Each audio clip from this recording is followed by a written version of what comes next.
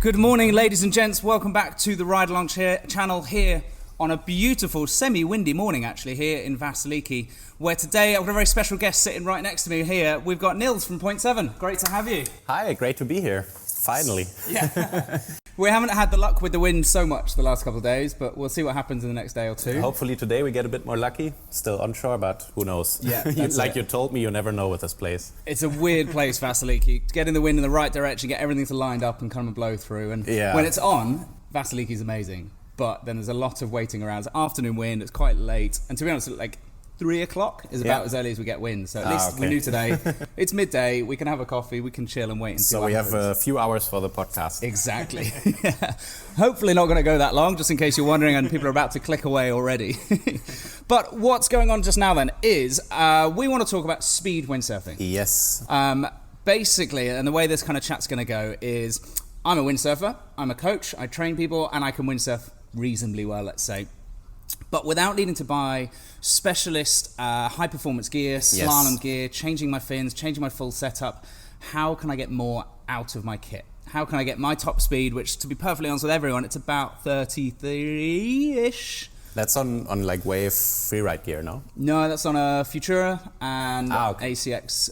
So it's a here at Vass? Here at Vass. Oh, it's quite fast. Ish. There's definitely faster people out there. I felt like when I got that, I was going as fast as I could, and I looked somewhere and there was someone definitely going faster than me. Yeah, I saw some names here, some Greek guys, they did like 37 knots, I think is like the top speed in this bay. I have never done this here. I think it's quite a difficult bay to go fast. But this question, I actually get this a lot. And I think it's a very good question because like I feel most people who come into windsurfing, what really excites them is like the first time they're planing and just like this kind of rush of speed you get when you're planing. And so it's like one of the most commonly asked questions, like how can I actually get the most out of my kit? Yeah. And also like you say, I think a lot of people are actually looking to always upgrade their gear and change something and not really focus so much on tuning it and getting the most out of their own gear that they already have. Yeah. And of course you can spend thousands of euros and get a little bit extra out of it. But some people also don't want to go in the slalom direction. So it's a very valid question, I think, of how you can get the most out of your equipment. But where do I start? Well, start with your background. Like, why have I got you here talking about speed? Because I think that's kind of almost validating why I've brought this subject to you. Actually. Like, why speed for you? What's your background? It's a good question. I started windsurfing on a lake. So I grew up near Dortmund. I don't know if you know the town in Germany. It's like very inland. So there's like a little lake. And obviously you don't have so much wind in inland Germany, so what do you use? You kind of already start when you're starting windsurfing. I started at like 16, 17, went on kind of slalom-ish gear. It was like, I think, a Nash free slalom board or something like this. And because then you just have more days on the water if you're using like the 8.6s and the 7.8s. And so I just kind of got naturally into this kind of slalom direction. And then back in the day, when I was like 18, 19, I kind of started with a little bit of racing on national level. Back then it was still formula racing and fin racing. But I really had a hard time because I was coming from a lake. And in Germany, all the competitions, they were held at the North Sea and the Baltic Sea. And it's like weird conditions, like Sylt, I don't know if you've been there, it's like shore break with 2 meters, but 8 knots of wind. So you go with a 12.5 sail with a 70 fin and 8 knots of wind and 1.5 meter shore break. Yeah, not my cup of tea, like the worst basically. of both worlds, yeah. And then also I was studying and I didn't have the time to like spend 1 week at the competitions always. So I was kind of looking for something else. And then like I was buying like this, the GPS, and just like tracking my speed every session. And it got like almost like an addiction to like always, I can get a little bit more, And then this kind of filled the need for kind of competing that I had because I'm like a competitive type, so I always want to like challenge myself. And so I just naturally got into this kind of speed thing then. And then of course from there you go do the first speed races, like in south of France, there's an amazing spot. And I actually went to Lüderitz in 2022, which was like the dream. It's like of course. For the speed surfers, it's the fastest place. It's a lot of money to go there, so it was like kind of the, how you say, the end, not the end of the journey, but like the pinnacle of what you can do in speed surfing. And so that's kind of my story of how I got into this sort of niche windsurfing discipline, if you want to call it. Luderitz looks like an amazing place. Like it's for anyone that hasn't heard, like or doesn't know what Luderitz is, just kind of paint the picture because it's a special place for speed, but nothing else. Okay, so it's you need like a man-made channel for doing like the highest speed possible if you're like aiming for the world record. So in Luderitz, I think it was already more than 10 years ago, they already held a speed event, and it was like in a lagoon where there's like basically desert. And then they got the idea of building like a channel like just 100 meters away from the water, actually in the desert, to make like the perfect conditions for speed surfing. And then the channel got better throughout the last 10 years. They like perfected it. And so you just go there basically in the middle of the desert and just surf in a 5 or 10 meter narrow channel in the desert, which is a crazy experience in itself. And it's exactly the right angle to get the maximum speed from the wind. Of course, it depends every day. I mean, they have to find a place where the wind like kind of blows always with like kind of in 5 or 10 degrees the same direction. So that's why that place worked. Because where do you have it that it's always like the same direction and like 30, 40, 50 knots on a regular basis. So that's why they did it there. Also because there's not so many problems with like getting the permission to do something like this. Like in Europe, it's always kind of difficult to find a place that has like 1 kilometer of space where you can like dig out a channel somewhere. So that's why they did it there. Sorry, just adjusting that. If I close the door, maybe you guys listening to this get better sound. With all the wind. Exactly.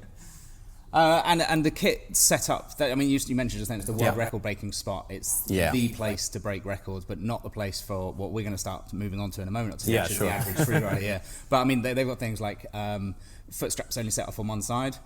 Booms that are only on one side. Some people use those.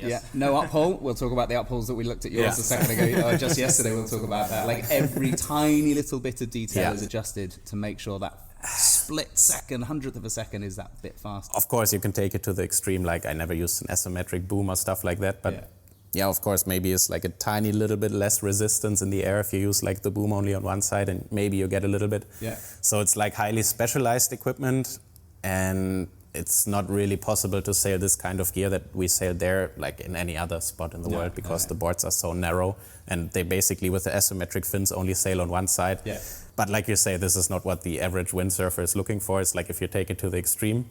But I think speed is also not just this, like doing it in Luderitz in 50 knots, but also just all the people that are out there and want to improve and have fun just going fast. I think speed is like is for everyone.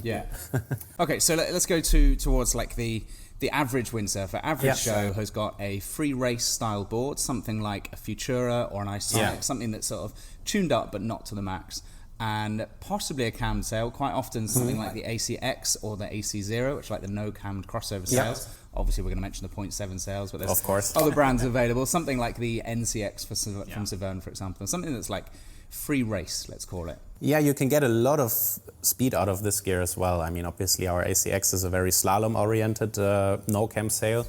So kind of, if you're like looking in this kind of free race gear, if you want to have a sail that goes fast, what I would be looking for is that you have like a little bit of profile in the bottom of the sail, that you get kind of, because of this, you get the lift out of the board. And lift of the board means that you put the windward rail a little bit up when you're going. And that's basically how you can really like minimize the wetted surface area and go fast, and then look for a sail that's also opening nicely in the leech in the top, so that the wind can kind of flow out of the sail again, because some sails are more oriented to like early planing, and those don't open up so nicely in the top. So this is kind of, if you're just looking for freeride gear, this is what I would advise. I mean, if you already have it, you can also make the most out of what you have, of course. And there's also, you can play a lot with the trim and the tuning of the gear. So what I see a lot of people do, and that's really killing the speed, is I think they don't pull enough downhaul. The sails are usually like not to the point where they should be downhauled, and then they feel heavy and like a bag basically. And the wind doesn't release out of the top when you go downwind, and you kind of get stuck and not really get this kind of acceleration downwind. So this is like a very important thing you need to make sure. And I mean, there's always people at the beach. Just usually you find someone who is like somewhat in the slalom direction or whatever, or a good windsurfer. Just ask them to have a look at your sail, and they know what's the correct downhaul. And this is one simple tip I can give. Yeah. I mean, we've both done lots of videos on tuning sails, rigging your gear, and the common mistakes. The biggest one, I think, for tuning is not enough downhaul. I would say yes. Then there's so many things we could talk about. There's the batten tension. Yeah. There's of course the position of the boom and the mast base. Yeah. The fin, the foot strap position. There's all these things you can play with, and I think it can be a bit overwhelming. Mm-hmm. Like the first thing I always advise in this is like only ever change one aspect of your gear. Yeah. Because if you start playing with maybe the mast base, the boom height position, and then you like tune some battens, and then you notice something different on the water, but which one made the difference? Which change can you attribute it to? Yes, yeah. It's kind of the same with changing technique, isn't it? Like we as coaches have got a habit of just word diarrhea, too much stuff coming out because I'm trying to give people value from what I've done. Yeah. But actually, like, okay, one tip. Maybe a second one starts to come in, but usually I'm like, okay, this is the one thing. You're about to do a new speed run. One focus is this. The next focus, the next run.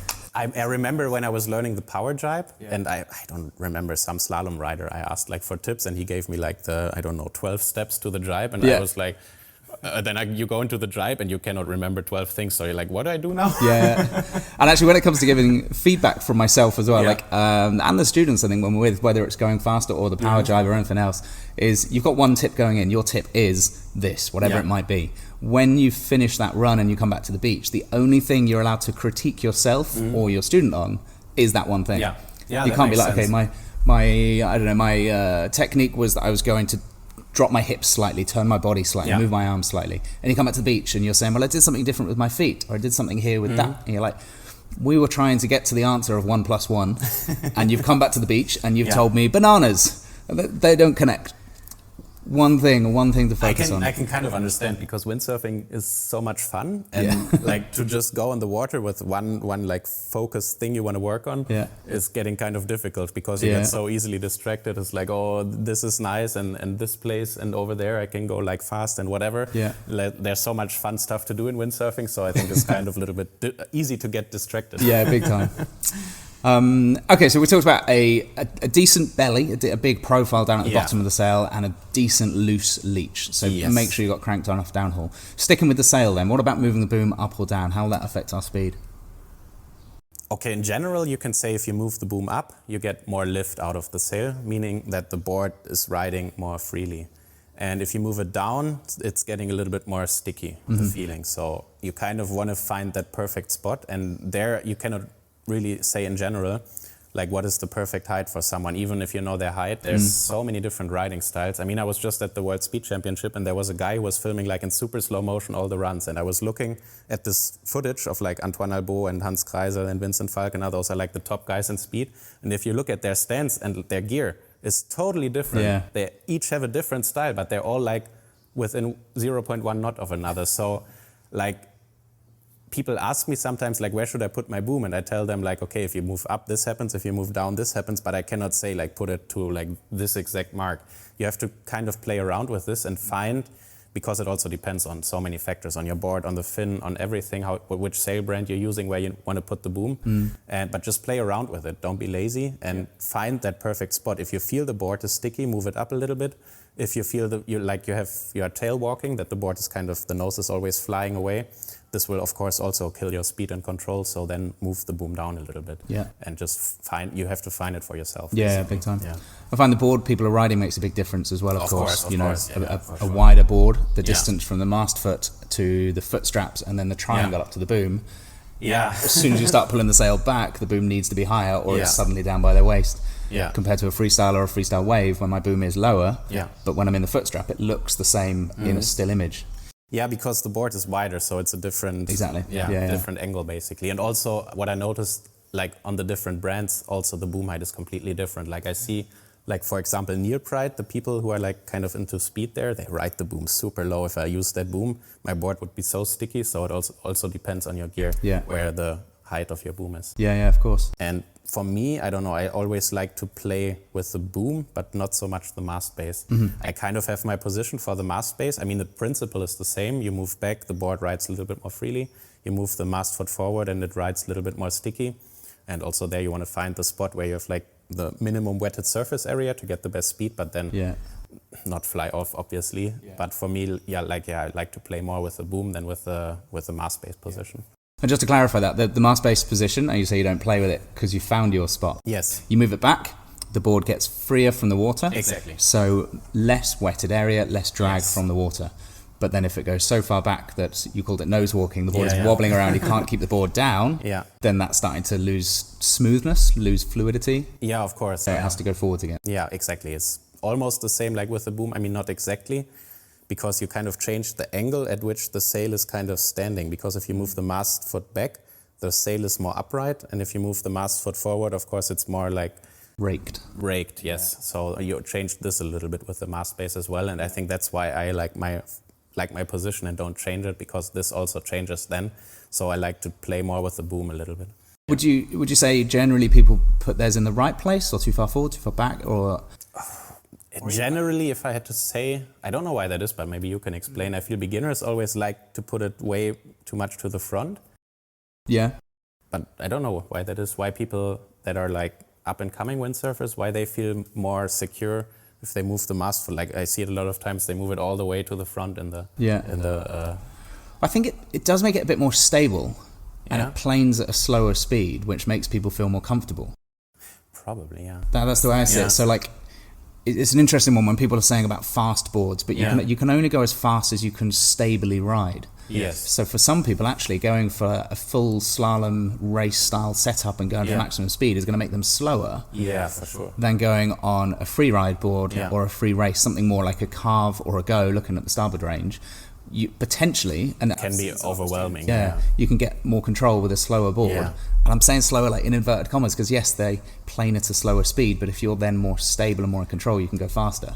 Yeah, that's the thing I found about speed is like you need years, and like you reach a certain speed, you can always reach the speed again. And then like over the years, if you really work on it, you get like a little bit up. Sometimes you hit also a plateau and like something is not working and you need to figure out what that is. But usually the speed you reached once, you can reach again. But then also I have a lot, because obviously I do the Sails 4.7, a lot of people see like, okay, the AC1 is like the most, how you say, sail with the most performance. And so they are like, oh, I want to ride the AC1.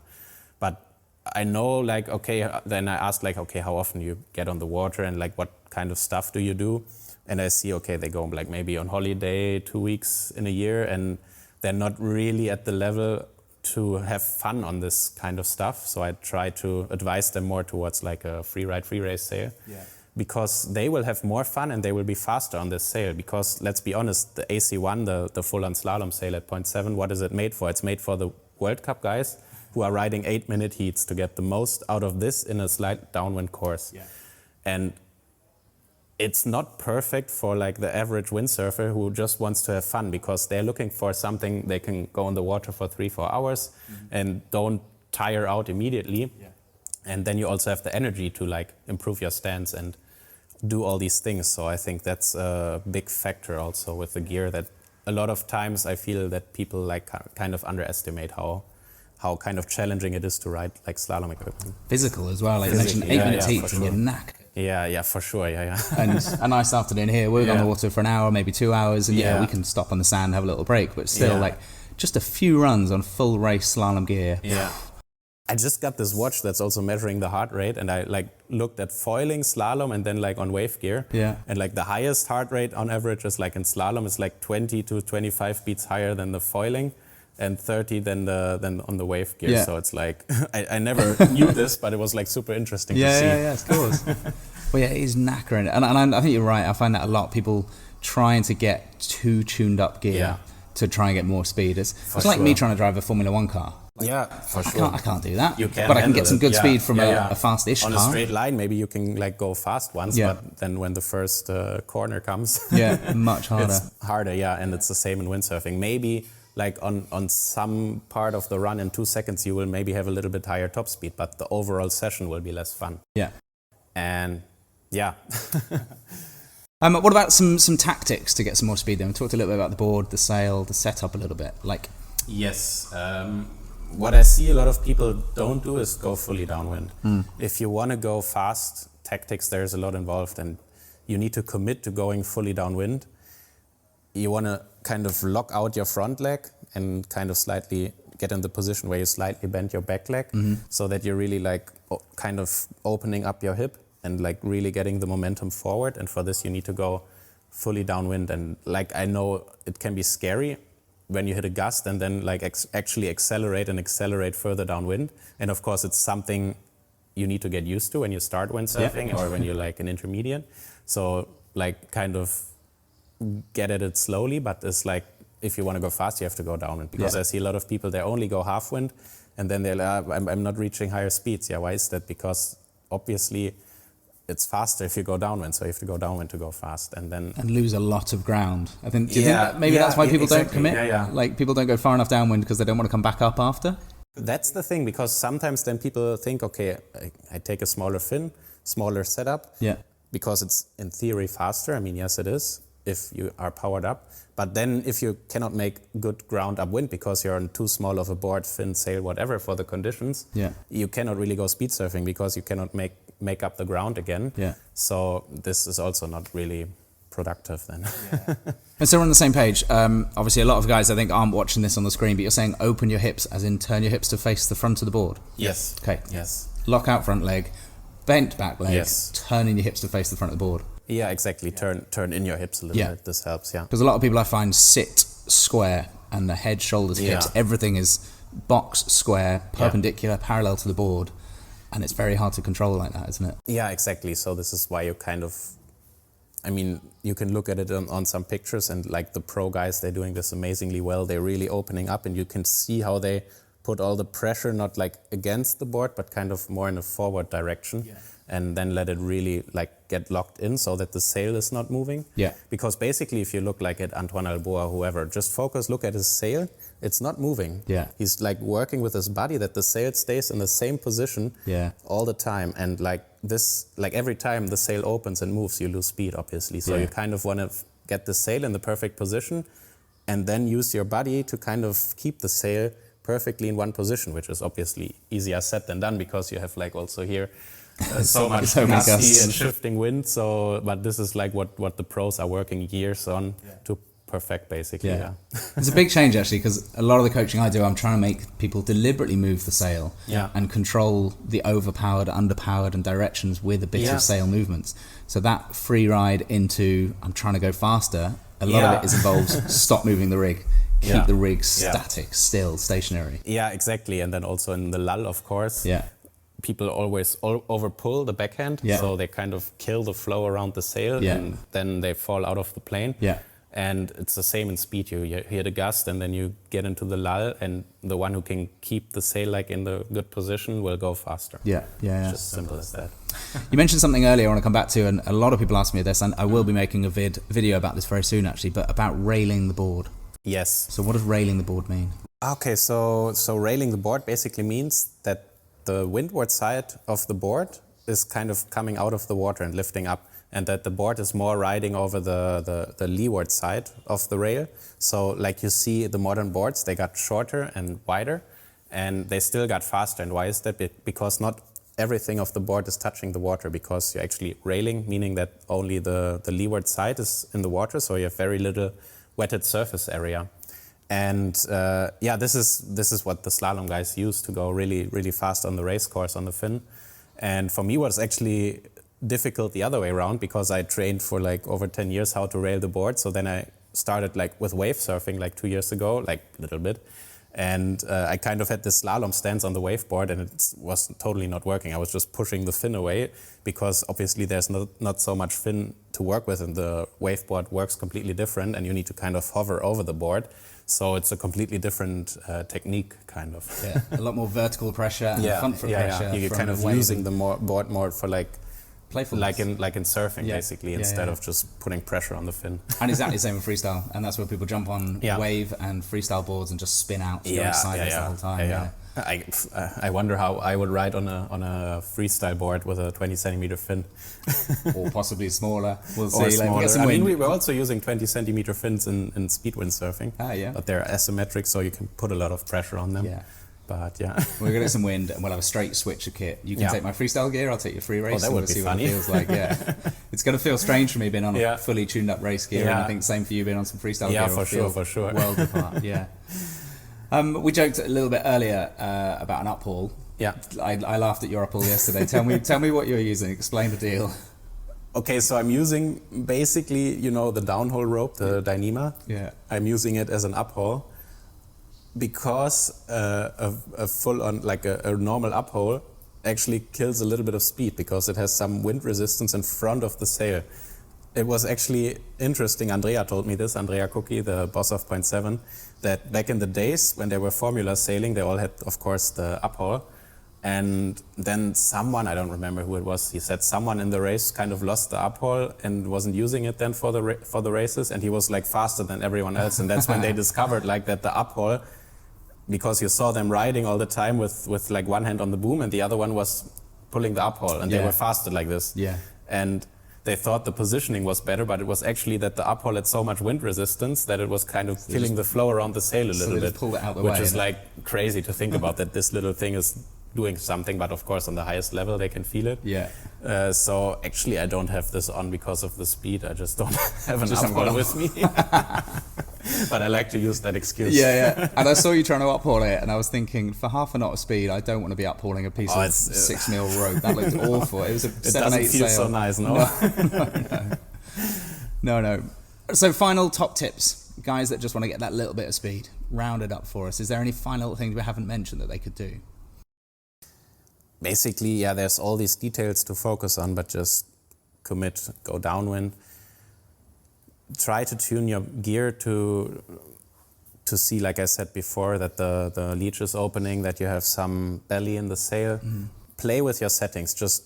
I did this in the beginning also. I just had fun surfing. So I went out with however my gear was tuned. And I didn't like to go back to the beach if I felt something is not working right. But this is basically the only way you will make progress, is if you play with the settings. And this I didn't do for a few years. So only when I started to actually like do it a little bit more, like to actually like go on a run, I feel something is not working, change it, so that I can actually also feel the changes, and it's not like just by chance how I rigged my gear that day, that it feels good or it doesn't feel good, but I don't know why. Yeah. And this kind of understanding your gear takes years to learn good. Yeah. So the more you do it, the faster you learn it. Yeah. So that would be my at the same spot, my best advice, basically. Yeah. And I guess my thought, and this is something I'm still trying to get faster for sure, is that the whole speed stability. I can only go fast as I can comfortably, not physically, but actually stably sail. Yeah. And that's where a couple of times I've taken gear that I couldn't handle and was like, this is just too much. No, for sure. I mean, for me also the runs that are the fastest are the ones that feel easy. If I'm like struggling and like working a lot, then it's usually not fast. Yeah. So control the speed, for sure. And I think that's where they're using the 0.7 range as the example at ACX, which is now becoming the AC0, the no-cams the no-cams slalom sail, fully designed from the AC1 top of the range Formula 1 car, but removing the cams makes it more maneuverable, a little bit lighter. For sure, But the speed, and what did you and Andreas discover with the speed together with the AC1? I think Andrea did a video on Garda, and he was like testing the AC0, or back then the ACX, the AC2, or before the ACZ and the AC1, and the top speed is not that much different actually. I feel like more the changes are, like it was half a knot, he was like going 37 to 37 and a half on all these sails. The top speed is not so much different. It's the cambers, they give you more stability, meaning like on a run, like on a slalom course over 1 kilometer, when you hit the lull, the sail keeps the profile and the speed better, so it's the acceleration and like keeping the speed, but not really the top speed. That is not so much higher with cams if you have a good no-cam sail. And so you can go really fast also on the AC0 and on the AC2 of course as well. So I think that's a big eye-opener for a lot of people. It's like, hold on, cams don't mean speed. They mean stability when you're at a high speed, but actually it's not always necessary. Half a knot it was faster, but it's not that big of a difference like people think, that it's like 5 knots or whatever. If you have a good free race sail that's actually aimed at going fast, then you can get a lot out of it. Yeah. Brilliant. All right, Nils, thank you so much for coming to join us today. Yeah, it was fun. Hopefully we meet on the water again later. That's it. And if you're watching this on YouTube, or if you're listening to it through the YouTube podcast links, then obviously you can see us live on board just here, and we're going to be releasing some videos of what happens, I hope, in the next day or two when some strong wind comes through. I think the midweek looks pretty good. Yeah, definitely. Nils, thanks very much. Thanks for having me.